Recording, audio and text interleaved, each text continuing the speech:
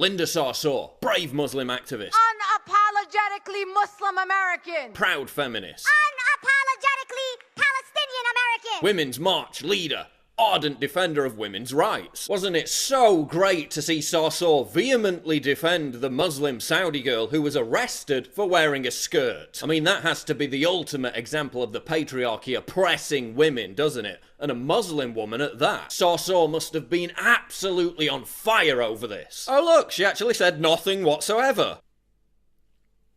That's because Linda Sarsour isn't an ardent defender of women's rights at all. She's a total fraud and a complete idiot. A fact proven once again when Sarsour's Women's March wished a happy birthday to Black Lives Matter icon Assata Shakur, a convicted cop killer and fugitive who is on the FBI's most wanted terrorist list. A woman so violent she left the Black Panther Party because it wasn't violent enough, before joining the Black Liberation Army, a domestic terror group that killed 13 police officers in America. That's Linda Sarsour and the Women's March's icon. Literally a terrorist who killed a cop in cold blood. How progressive! So CNN's Jake Tapper, of all people, called out Sarsour. Shakur is a cop killer fugitive in Cuba. This ugly sentiments from Linda Sarsour. Any progressives out there condemning this? Sarsour's big comeback was to claim that Jake Tapper had joined the alt-right. Yeah, she actually said that.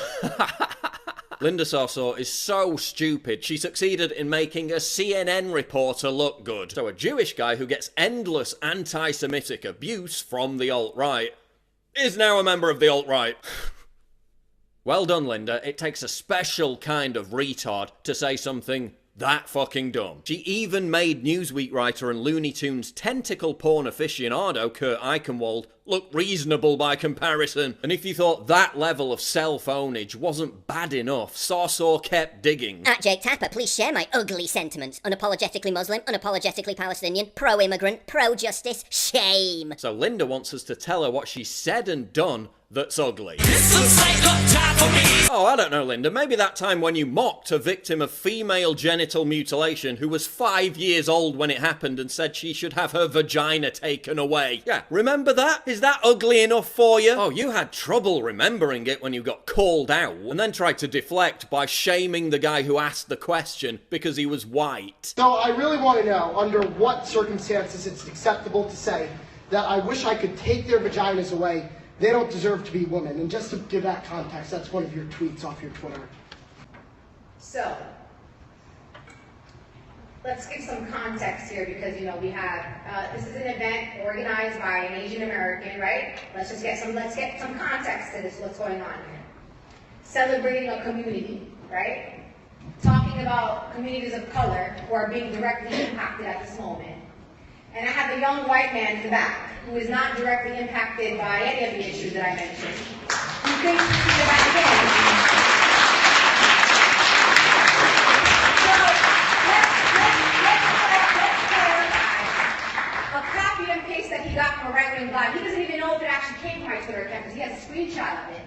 He never actually went to my Twitter account to see if it's actually there, right? That never happened. You deleted the fucking tweet. That's why it's not there. People say stupid shit sometimes, right? So you're saying we all say stupid shit, but then also that the tweet never happened? Yes, it happened. You deleted it, and now you're lying about it. And that's fucking ugly. I'll tell you what else is ugly. Endorsing a charity that raised money for a desecrated Jewish cemetery and then refused to hand over the money. That's ugly. Oh, and how about when you exploited a fake hate crime that the police said never happened to make money through a bogus charity? Yeah, that's pretty damn ugly, isn't it? How about when you called for jihad against Trump just weeks after a violent anti-Trump lunatic had tried to massacre Republicans? That Allah accepts from us that as a form of jihad. Pretty fucking ugly. Oh, but jihad isn't violent. It just means struggle. Yeah, the jihadists who have been knifing, bombing, and shooting their way through Europe for the past 2 years. No, they're not violent, are they? They're just engaged in a struggle. How about your repeated advocacy of Sharia law, the most oppressive, patriarchal, anti-woman legal and cultural system on the planet? A culture that enslaves Muslim women across the Islamic world. A culture that sanctions acid attacks, honor killings, and old men force marrying little girls. Yeah, that's pretty fucking ugly too. Is that enough ugliness for you, Linda? Do you want more? Do you want me to go on? Do you want me to talk about your ties to Hamas terrorists? Do you want me to talk about your cozy relationship with Razmia Odeh, a Palestinian terrorist who bombed an Israeli supermarket and the British consulate? Do you want me to talk about Louis Farrakhan giving you a platform? The anti-Semite who says, quote, white people deserve to die, and who lectures women about how they need to cover up. Is that ugly enough for you? Remember, Sarsour isn't just a lone figure of ridicule. Her Islamist allies came out in force to defend her. She's attracted support from the ACLU and New York Senator Kirsten Gillibrand. She's protected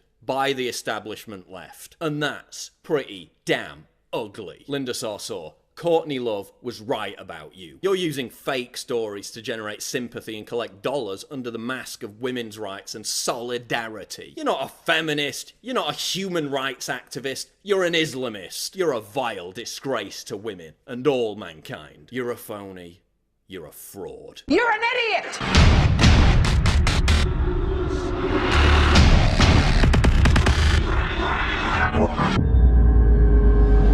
What could be more triggering to libtards than my face and this slogan? Get your new premium quality "Conservatism is the new counterculture" t-shirt right now at InfoWarsStore.com and let the butthurt commence.